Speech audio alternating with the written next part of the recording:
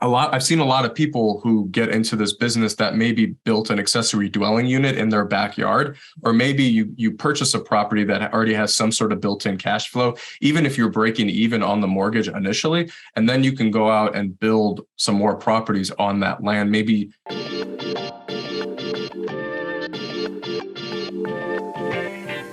And then you can go out and build some more properties on that land, maybe starting just with an accessory dwelling unit, getting a renovation loan or maybe some sort of SBA financing, commercial debt, get some bridge loan or even a bridge loan, build that property. And now you have two units to doing that at the same time. So there's two ways to do it. The more conservative route is finding a property that has some sort of acreage where you can build more on it, or you just go the ground up route. Where we are in my business right now is we're developing these cluster developments of anywhere between 6 to 12 cabins. So I have a really good relationship with one of the biggest GCs in this area.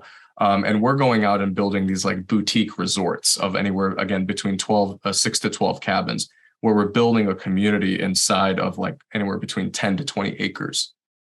Marvelous, marvelous, marvelous. Actually, last year or maybe early part of this year. Oh, yeah, last year. Sorry. I went to Gatlinburg. Oh yeah. Yeah. Whenever people talk about investing in short-term rentals, that's like number one. Isn't it? Yeah, that's what I remember. I remember because I bought a property in Knoxville, Tennessee, multifamily. I had one day, so my friends took me there and Dolly Parton view, all that. Yeah. Like it's pretty strong tourist attraction right after Disney World, I thought, right? Or very close to it. But you're right. Airbnb was amazing over there. That plays into another strategy that I teach as well, and I've learned it just from other people, is investing close to national parks and national forests. Like Gatlinburg had 19.2 million overnight stay guests last year. There's a built-in population there. You can go drop 30 units in that. You can drop 30 units in like short-term rental units, and they're going to do well because there's a built-in. And COVID made that even better because people went outside during COVID, and they were forced to go into the national parks and national forests because that was the only thing to do. So that's another really powerful strategy. Is there's already a built-in traffic flow with national parks and national forests that you can just plug into. Yeah. For sure. So what's the future look like to you? And then what do you think about 2023 with some, would there be some foreclosures coming, or with the interest rate hikes? How would that change the landscape? Yeah. Yeah. I'm sure you're seeing it on your end with what you work on, but it's people are trying to predict a recession. I feel like we've already been in a correction territory for a little while now. We're able to go to owners without having 30 offers on a property. I feel like that means things are receding a little bit, but that's not a terrible thing.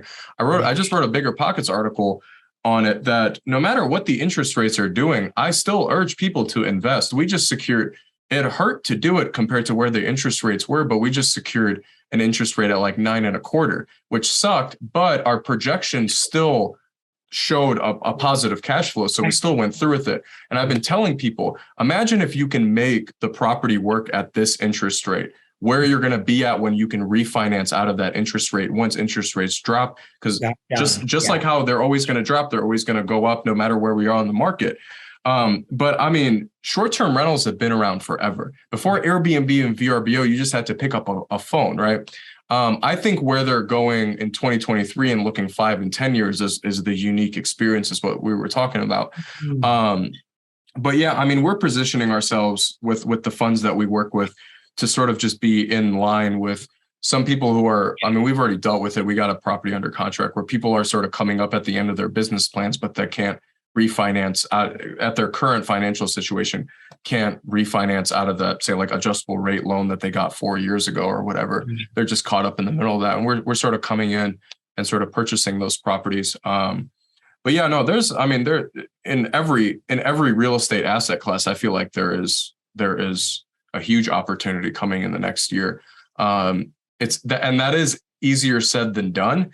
But I will say, like, if you're unsure about a property, the numbers don't lie. If you're underwriting your property, even at an 8, 9, 10% interest rate, and the numbers still work, I would still pull the trigger on it.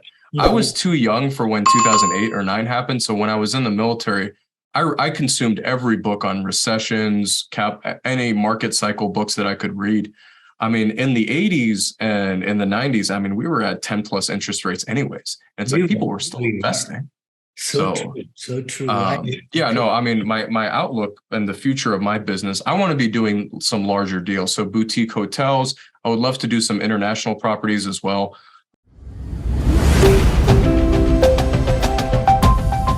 Hi, you are listening to Syndication Made Easy podcast. We will be right back after this short break.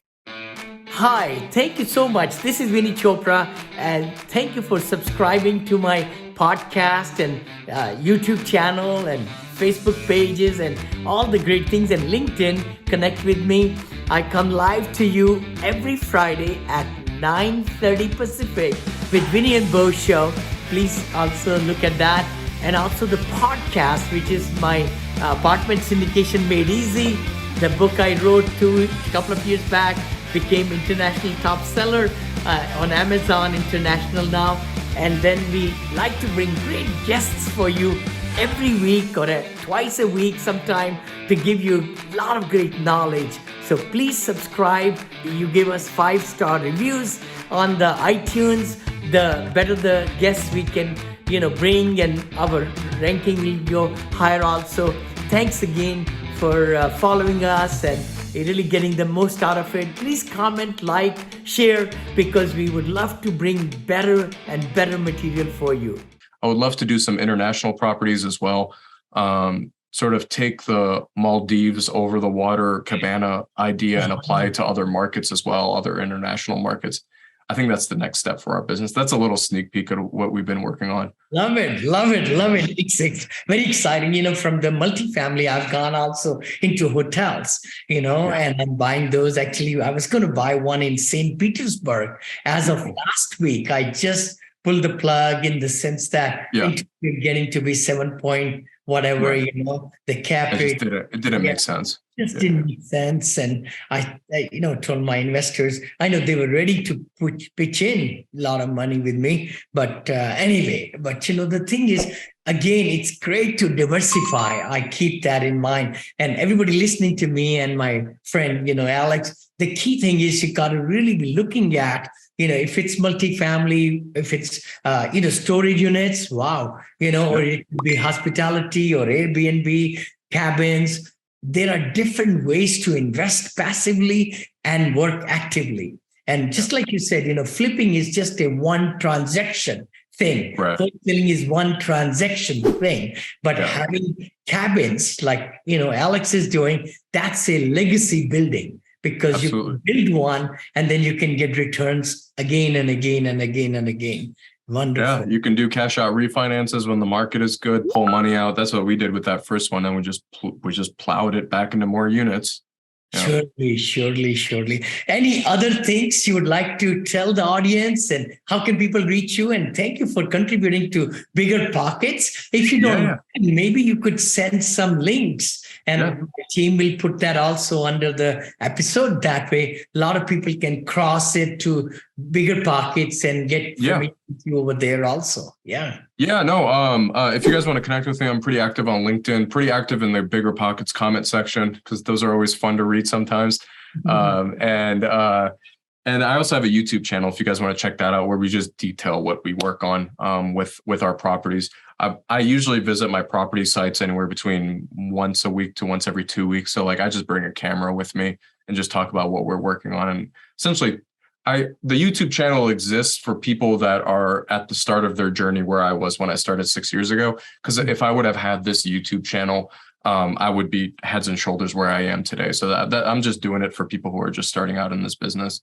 Nice. Very nice. Very nice. But how about moving out from the Asheville area or, North Carolina to where? Florida, maybe, or Tennessee? I like markets that are, so this plays into some of the stuff that I teach my students, because I do some coaching. Yes.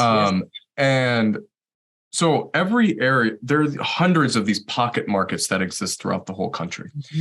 And I don't recommend doing what I do in like a busy metro area. What I do recommend doing is you want to think of a market in your area that people like to take extended weekend vacations to. The two extreme examples I like to use is in New York City, people will drive 2 to 3 hours to upstate New York to take weekend vacations up there. On the other side of the country, I have a lot of friends in San Diego, a lot of family in San Diego. People drive up to Big Bear Lake all the time to stay up there. I know they're having some issues with their short-term rental stuff right now. But you want to think of those little pocket markets that people are traveling from metro markets to go into. Where I grew up in Detroit, people will drive 2-3 hours north to like northern Michigan to spend time up there. So that's where I recommend plugging in these communities that we're developing. I love like leaf season markets where like they tend to be a little bit less seasonal. I love Vermont. I love upstate New York. Those are sort of markets that we're looking into. You too. Very, very beautiful. Yeah, and everything. Right. They tend to be a little less seasonal where it's like if you're on the water, your high season is going to be the beach season. Compared to where you might just break even on the slow season. With Vermont, upstate New York, sort of leaf season type of properties where it doesn't get too cold, those properties tend to be rented year round. And then when we're looking at like international markets, I would love to do something sort of in Southern America. And I don't want to get too much into detail because it's just in the starting portions of it. But another thing that we started doing was I started working with a couple of GCs in my home city of Detroit, where if I do something in a metro market, take the idea of the unique property and apply it to boutique hotels. So do some sort of themed boutique hotel. And you can actually put those hotels on Airbnb, VRBO, or whatever. It just turns into another online travel agency that you can use. So looking 5 years in the future, that's sort of where my business is going towards, is these like bigger boutique hotels or boutique resorts. Excellent. Excellent. Well, thank you for adding so many great nuggets, Alex. It's been such a pleasure to hang out with you, brother. Oh, I appreciate you, man. Like I said, you've been instrumental in the success in my business without you even realizing it. So it's been incredible just being face to face with you, man. Oh, no, thank you again. And God bless you. Keep on doing. I think Airbnb, like I said, I think it's just like apartments. It is, right. It's the units. The key part is you're giving unique experience and people are paying for it. So lifestyle property. Yep. It's the lifestyle, totally. And people do want, some different experience rather than just staying in a hotel room or a unit, apartment and things like that. So it's good to diversify. Always look outside the box. And I hope you have gained some really great knowledge today. See you next time. Thanks for joining and please share. Bye, everyone. Thank you, Alex. Yeah. Appreciate you, brother.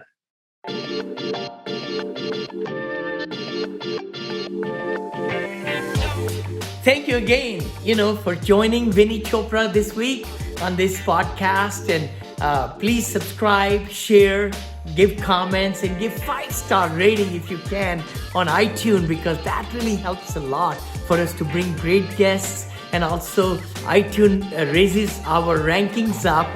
And I hope you have been very happy with Vinney Chopra and team who are able to bring great information. If you would like to invest with us, please go ahead and go to vinneychopra.com/invest. Thanks again. God bless you.